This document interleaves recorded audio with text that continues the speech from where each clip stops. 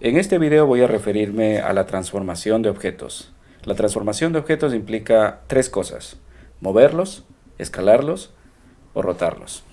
Para aplicar una transformación en algún objeto dentro de la aplicación, primero, obviamente, debemos seleccionar el objeto el cual vamos a transformar. Segundo, activamos la herramienta de transformación. De hecho, existen dos formas de transformar objetos. Uno mediante las herramientas de transformación que se encuentran en este panel, y otro mediante los atajos de teclado. Vamos a empezar con el movimiento. Hacemos clic en mover, también se le conoce como traslación. Una vez que activamos esta herramienta de mover, dentro del objeto, en la parte central del objeto se muestra un compás, lo que se conoce como compás de transformación, apuntando a los tres ejes, eje X, eje Y y eje Z. Antes de iniciar la transformación, es muy importante que ustedes identifiquen que cada objeto seleccionado, como por ejemplo este objeto azul o tiene en su parte central un pequeño círculo de color amarillo que representa el punto de transformación. Es decir, cualquier transformación que lleve a cabo va a desarrollarse con respecto a este punto. También se le conoce como punto de pivote. Si quiero mover el objeto o trasladar el objeto en el eje Z, digamos, basta con ubicarse sobre la flecha y moverlo hacia arriba, en Z, o en Y, o en X. ¿Sí? Esta es una forma de transformar el objeto mediante traslación. Ahora, dependiendo mucho de la vista en la que estamos trabajando, la transformación va a comportarse de forma diferente. Es decir, si yo me ubico en la vista superior, digamos, si presiono la tecla 7, la transformación solamente se limita al eje Y y al eje X. El eje Z no se muestra porque está apuntando hacia nosotros. De hecho, la clave para saber qué eje apunta hacia nosotros es visualizarlo aquí, en este panel de navegación. El eje Z apunta hacia nosotros y como tal no lo podemos manejar, al menos en esta vista. Si cambio la vista lateral, por ejemplo, tengo acceso al eje Z y al eje Y. ¿Qué pasó con el eje X? Está apuntando hacia nosotros. Y como tal no lo podemos manejar mediante esta vista.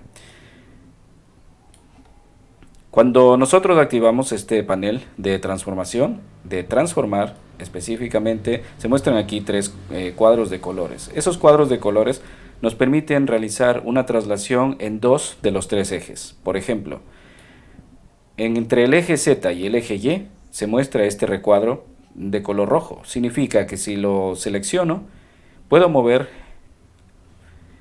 en esos dos ejes el objeto, es decir, en el eje Y en el eje Z al mismo tiempo. Si yo selecciono, digamos, este recuadro azul, significa que al mismo tiempo puedo mover en Y y en X el objeto. De hecho, los ejes se marcan para tener una idea de las posibilidades que tengo de transformación. Y lo mismo con este recuadro verde que se muestra aquí. ¿Sí? En este caso la restricción es sobre el eje Z y sobre el eje X. Algo muy importante antes de continuar con las dos otras transformaciones es que mientras estoy en una transformación, si la deseo cancelar, basta con hacer clic derecho. Y eso anula la transformación. La siguiente es la rotación. Si yo activo la rotación, tengo aquí exactamente los mismos tres ejes. En un compás de transformación algo diferente, significa que puedo mover o rotar, en este caso, el objeto en los tres ejes.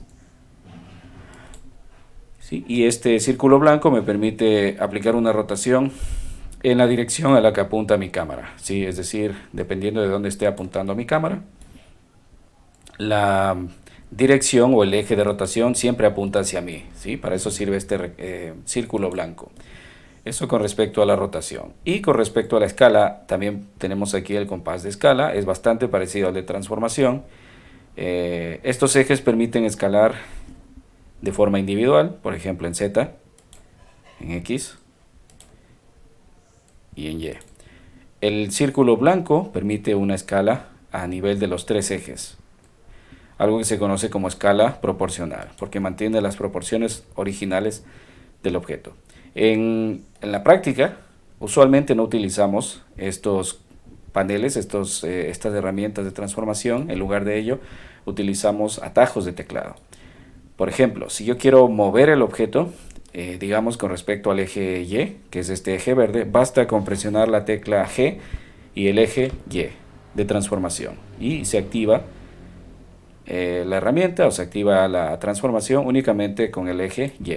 De igual forma, si presiono GZ, la traslación va a ser con respecto al eje Z o GX con respecto al eje X. Lo mismo con la rotación. El atajo para la rotación es la tecla R. Si yo presiono R, Y, significa que mi rotación tendrá como eje de rotación el eje Y. Si presiono RZ, el eje de rotación será Z y de igual forma el eje X. Y finalmente con la escala tiene un atajo que es la letra S.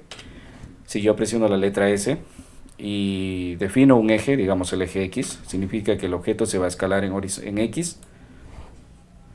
O si defino en Z, la escala SZ, ¿sí? El objeto se transforma únicamente en ese eje.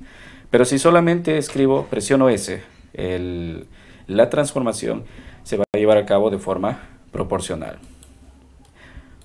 Finalmente, la transformación también puede ser mucho más precisa. Digamos, si quisiera, por ejemplo, desplazar el objeto 3 unidades en vertical o hacia arriba, basta con presionar el atajo G, el eje Z y el número 3, Enter. Significa que este objeto literalmente tiene 3 unidades de espacio entre el plano, entre este grid, en esta cuadrícula, y su punto de pivote.